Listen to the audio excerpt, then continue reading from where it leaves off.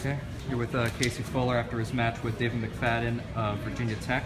Now you had the fortunate pleasure of going up against David earlier in the year, February 7th. He only beat you by a sudden victory, but just go through what you were thinking heading into the match.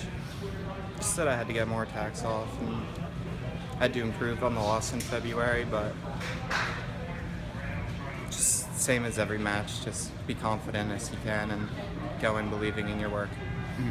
And at one point he was flirting with some riding time, but you were able to hold off that threat. Was there anything you took out of that? Just that all I had to do was get a takedown to win it. Kept the match within reach.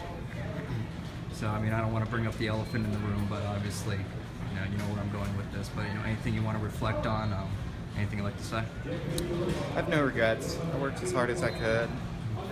I gave 5 years of everything, and I have no regrets. I'm disappointed, but you're glad you finally made it, right? Yeah. So, took a victory out of it. I mean, it's really not much you can be complaining about. Sorry? You've got a victory here. You're able to qualify here, so you don't have much to complain about, right? Yep. All right, very good, Casey. Thank you so much for everything you did with Edinboro, and